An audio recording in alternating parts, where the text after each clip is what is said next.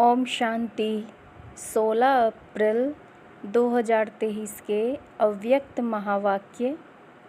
मुरली का सार। संतुष्टता का आधार संबंध, संपत्ति और सेहत अर्थात तंदुरुस्ती। बाप दादा ने कहा, आज दिलाराम बाप अपने सदा संतुष्ट रहने वाली संतुष्ट आत्माओं व संतुष्ट मणियों को देख रहे हैं। ये रूहानी मणियों की चमक सारे दरबार को चमका रही है। संतोषी आत्माएं स्वयं को भी प्रिय और सर्व को भी प्रिय और बाप को तो प्रिय हैं ही। तो ऐसे होना, क्योंकि इस श्रेष्ठ ब्राह्मण जीवन में अप्राप्ति का नाम ही नहीं है। सर्व प्राप्ति संपन्न आत्माएं हो, तो जहाँ सर्व प्राप्ति है वहाँ सदा संतुष्टता स्वतः और स्वाभाविक है ही। नेचुरल स्वभाव उसका संतोष का है और संतुष्टता का स्वरूप व स्वभाव निजी संस्कार ऐसा श्रेष्ठ है जो असंतुष्ट आत्मा को भी संतुष्टता का वाइब्रेशन वायुमंडल संतोष वायुमंडल में बदल देता है। इस संगम युग में विशेष बाप दादा की देन संतुष्टता है। एक संतुष्टता की विशेषता और विशेषताओं को भी सहज अपने समीप लाती है, लेकिन सदा संतुष्ट हो। परिस्थिति कितनी भी बदले, लेकिन संतुष्टता की स्थिति को परिस्थिति बदल नहीं सकती। परिस्थिति है ही बदलने वाली, लेकिन स्वसंतुष्टता की स्थिति सदा प्रगतिशील है। आपके आगे कैसी भी हिलाने वाली परिस्थिति ऐसे ही अनुभव होती है जैसे पपेट कठपुतली शो देखते हो ना। होता सब कुछ है, लेकिन होता पपेट है। तो कैसी भी परिस्थिति पपेट शो लगता है। वह आजकल का जो फैशन है कार्टून शो अच्छा लगता है ना। होता तो शेर भी है, बिल्ली भी होती है, लेकिन होता क्या है? कार्टून। कहानी पूरी होती है, लेकिन है कार्टून की स्टोरी, रियल नहीं है। कभी भी कोई भी परिस्थिति आए तो यही समझो एक बेहद के स्क्रीन पर कार्टून शो चल रहा है, वह पपेट शो चल रहा है। तो वह देख करके परेशान होंगे कि मनोरंजन करेंगे। शो देखना तो अच्छा ही है ना। तो यह माया व प्रकृति का यह भी एक शो है, जिसको साक्षी स्थिति में सदा संतुष्टता के स्वरूप में देखते रहो। अपनी शान में रहते हुए देखो, संतुष्ट मणि हूँ, संतोषी आत्मा हूँ।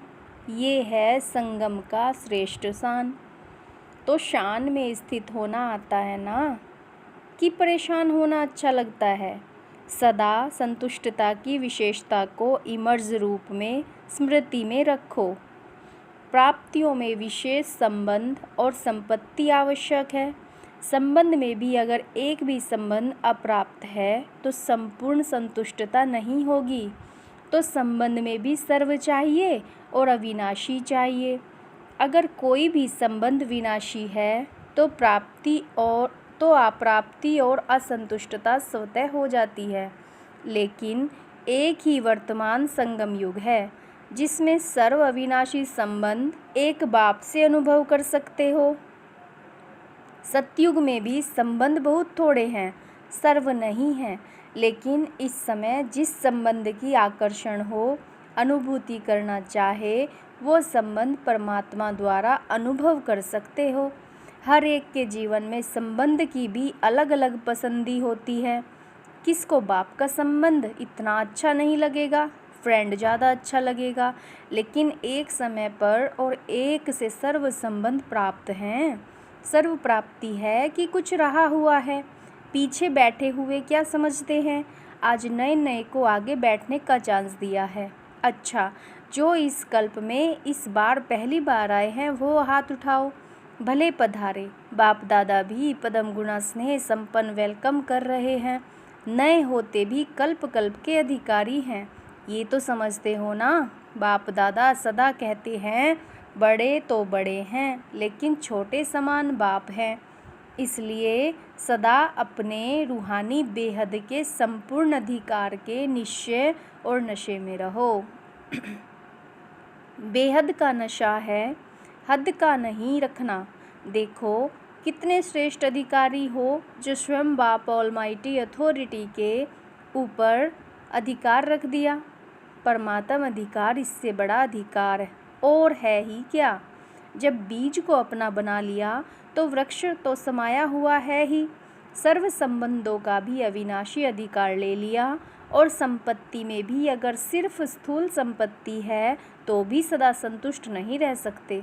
स्थूल संपत्ति के साथ अगर सर्व गुणों की संपत्ति, सर्व शक्तियों की संपत्ति और श्रेष्ठ संपन्न ज्ञान की संपत्ति नहीं है तो संतुष्टता सदा नहीं रह सकती। लेकिन आप सबके पास यह श्रेष्ठ संपत्तियां हैं। संपत्तिवान हो ना। दुनिया वाले तो सिर्फ स्थूल संपत्ति वाले को संपत्ति भाव का वरदान देते हैं, लेकिन आप सबको वरदाता बाप सर्वश्रेष्ठ संपत्ति भाव का वरदान देते हैं। तो सब संपत्ति है ना कि कोई कम है? फुल है।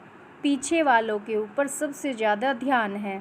आगे वालों का ध्यान बाप की तरफ ज़्यादा है और बाप का ध्यान पीछे वालों के ऊपर ज़्यादा है।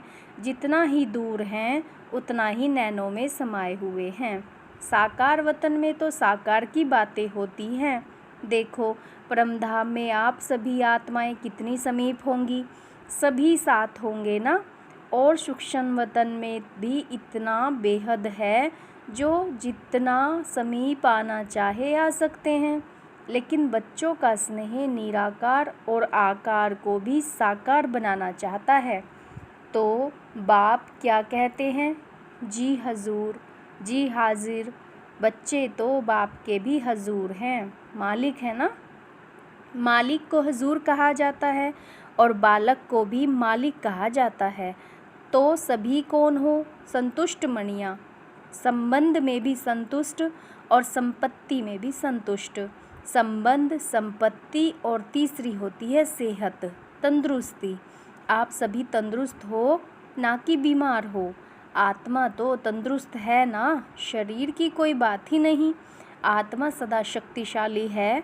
संगम पर श्रेष्ठ सेहत व तंदुरुस्ती है आत्मा की तंदुरुस्ती। इस समय के आत्मा की तंदुरुस्ती जन्म जन्म के शरीर की तंदुरुस्ती भी दिलाती है। लेकिन इस समय थोड़ा सा प्रकृति अपना रूप दिखाती है, इसमें भी कोई बड़ी बात नहीं। यह भी कार्टून शो है तो सर्व प्राप्तियां हैं ना। संबंध भी है, संपत्ति भाव भी है, सर्व संबंध भाव भी हैं और सदा तंदुरुस्त भाव भी है। तीनों वरदान वरदाता बाप से मिले हुए हैं। तो वरदानों को समय पर कार्य में लगाओ। सिर्फ वरदान सुनकर खुश नहीं हो जाओ कि हाँ मुझे बहुत अच्छा वरदान मिला, या सिर्फ नोट करके नहीं रखो। लेकिन समय पर वरदान को काम में लगाने से वरदान कायम रहते हैं। अगर वरदानों को समय पर काम में नहीं लगाया तो वह वरदान फल नहीं देता। वरदान तो अविनाशी बाप का है, लेकिन वरदान को फलीभूत करना है। बीज तो है, लेकिन उससे फल कितना निकालते हो वह आपके हाथ में है। कोई सिर्फ वरदान के बीज को देख करके खुश होते रहते हैं, बहुत अच्छा, लेकिन फलदायक बनाओ। बार बार स्मृति का पानी दो, वरदान के स्वरूप में स्थित होने की धूप दो। फिर देखो वरदान सदा फलीभूत होता रहेगा और वरदानों को भी साथ में लाएगा। वरदानों के फलस्वरूप बन जाएंगे। तो आज के त्रिवरदान को फलीभूत करना और समय पर जरूर याद रखना। समय पर भूल जाते हैं, पीछे पड़ते रहते हो कि हाँ ये वरदान तो था। वरदानों को जितना समय पर कार्य में लगाएंगे उतना वरदान और श्रेष्ठ स्वरूप दिखाता रहेगा। तो सभी को वरदान मिला ना। अच्छा, चारों ओर के देश विदेश के सर्व संतोषी आत्माओं को, संतुष्ट मणियों को, सर्व प्राप्ति संपन्न आत्माओं को, जिन्होंने भी याद पत्र कार्ड आज के दिवस के भी भेजे हैं, तो आज के विशेष दिवस की भी सर्व बच्चों को याद प्यार पदम गुणा स्वीकार हो। चाहे दूर बैठकर मन में दिल में मना रहे हैं, चाहे सम्मुख मना रहे हैं, कार्ड व पत्र सब पहले वतन में पहुँचते हैं, तो सभी के पत्र कार्ड और शुभ संकल्पों की याद, शुभ भावनाओं की याद के रिटर्न में बाप दादा का विशेष याद प्यार और सर्व बालक सोमालिक बच्चों को नमस्ते। हम रूहानी बच्चों की रूहानी बाप दादा को नमस्ते। नमस्ते जी, शुक्रिया बाबा। अच्छा, दादियों से मुलाकात। सूक्ष्म इशारों की भाषा तो जानती हो ना, जैसे अव्यक्त बाप इशारों की ही भाषा जानते हैं। अव्यक्त वतन में तो नैनो की भाषा और इशारों की भाषा है, तो आप भी जानते हो ना, नैनो की भाषा जानते हो, साकार से सीखे हो ना, मुख की भाषा तो सुनी, अभी है नैनो की भाषा। नैनो की भाषा बड़ी प्यारी है, आवाज़ से परे तो जाना ही है, फिर भी बाप जी हजूर तो करते ही हैं। अच्छा, अव्यक्त बाप दादा की पर्सनल मुलाकात। पहली, स्वयं और समय पर भरोसा नहीं, इसलिए दृढ़ संकल्प से कमजोरियों को निकाल दो। स्वयं और समय पर भरोसा नहीं, इसलिए दृढ़ संकल्प से कमजोरियों को निकाल दो। सभी अपने को विश्व सेवाधारी अनुभव करते हो। विश्व सेवाधारी व विश्व कल्याणकारी वही बन सकता है जिसके पास सर्व शक्तियों का खजाना संपन्न है। तो सर्व शक्तियों का स्टॉक जमा है। सर्व शक्तियाँ हैं व कोई शक्ति है, कोई नहीं है। कभी कभी कोई कम हो जाती है। सदा अपने आप को चेक करो कि सर्व शक्तियाँ हैं व कोई शक्ति की कमी है। अगर कमी है तो उसके कारण को सोचो, क्योंकि कारण को समझेंगे तो निवारण कर सकेंगे। क्योंकि ये माया का नियम है कि जो कमजोरी आप में होगी, उसी कमजोरी के द्वारा ही आपको माया जीत बनने नहीं देगी।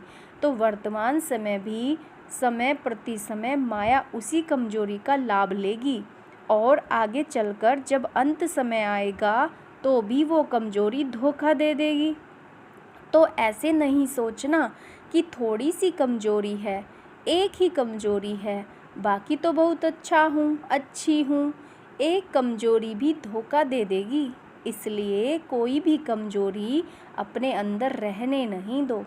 अगर स्वयं नहीं मिटा सकते हो तो कोई का सहयोग लो, जो शक्तिशाली आत्माएं हैं उनका सहयोग लो। विशेष योग का प्रयोग करो। किसी भी विधि से कमजोरी को मिटाना ही है, यह दृढ़ संकल्प करो।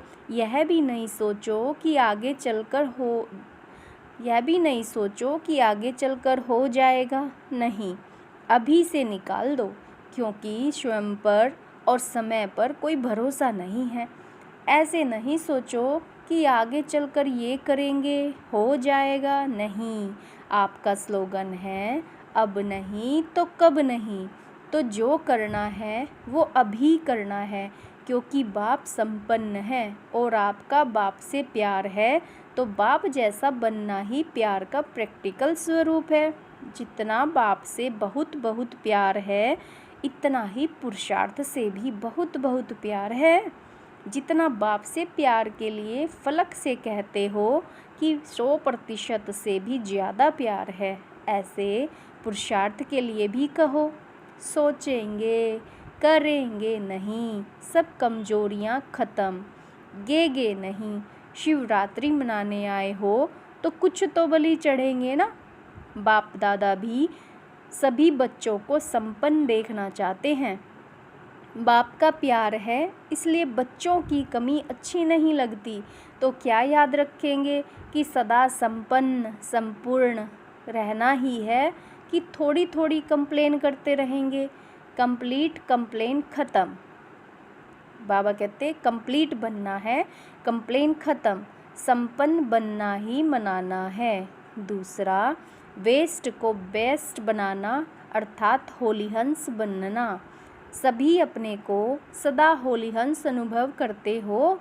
होलीहंस का अर्थ है होलीहंस का अर्थ है संकल्प, बोल और कर्म जो व्यर्थ होता है उसको समर्थ में बदलना।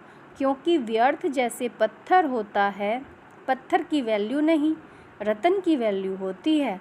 तो व्यर्थ को समाप्त करना अर्थात होलीहंस बनना। तो व्यर्थ आता है, होलीहंस फौरन परख लेता है कि ये काम की चीज़ नहीं है, ये काम की है। तो आप होलीहंस होना तो व्यर्थ समाप्त हुआ, क्योंकि अभी नॉलेजफुल बने हो कि अगर अभी संकल्प, बोल या कर्म व्यर्थ गंवाते हैं तो सारे कल्प के लिए अपने जमा के खाते में कमी हो जाती है। जानते हो ना, नॉलेजफुल हो तो जानते हुए फिर व्यर्थ क्यों करते हो?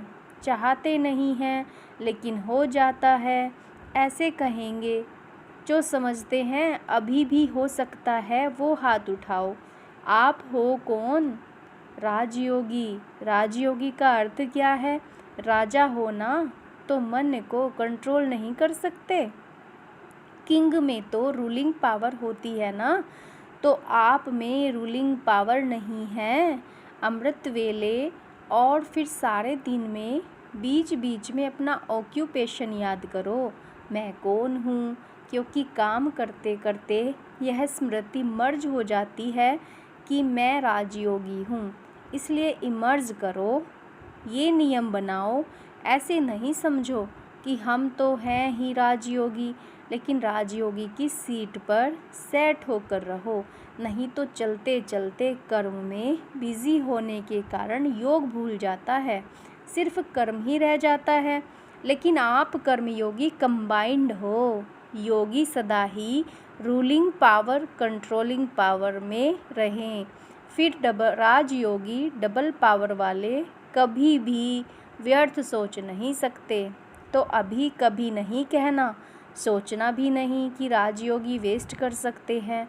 तो ये कौन सा ग्रुप है? Best group. बाप दादा को भी बेस्ट ग्रुप अति प्यारा है। क्यों? 63 जन्म बहुत वेस्ट किया है ना, अभी यह छोटा सा जन्म बेस्ट ही बेस्ट। अच्छा, वरदान। अटूट याद द्वारा सर्व समस्याओं का हल करने वाले उड़ता पंछी भव। अटूट याद द्वारा सर्व समस्याओं का हल करने वाले उड़ता पंछी भव। जब यह अनुभव हो जाता है कि मेरा बाबा है, तो जो मेरा होता है वह स्वतः याद रहता है, याद किया नहीं जाता है। मेरा अर्थात अधिकार प्राप्त हो जाना, मेरा बाबा और मैं बाबा का। इसी को कहा जाता है सहज योग। ऐसे नहीं, सहज योगी बन एक बाप की याद के लगन में मगन रहते हुए आगे बढ़ते चलो। यह अटूट याद ही सर्व समस्याओं का हल कर उड़ती पंछी बनाए उड़ती कला में ले जाएंगे। यह अटूट याद ही सर्व समस्याओं का हल कर उड़ता पंछी बनाए उड़ती कला में ले जाएगी। स्लोगन। मनन शक्ति के अनुभवी बनो तो ज्ञान धन बढ़ता रहेगा। मनन शक्ति के अनुभवी बनो तो ज्ञान धन बढ़ता रहेगा। सूचना। आज मास का तीसरा रविवार है। सभी राजयोगी तपस्वी भाई बहनें शाम 6:30 से 7:30 बजे तक विशेष योग अभ्यास के समय अपने आकारी फरिश्ते स्वरूप में स्थित हो विश्व परिक्रमा करते हुए प्रकृति सहित सर्व आत्माओं को लाइट माइट देने की सेवा करें। ओम शांति।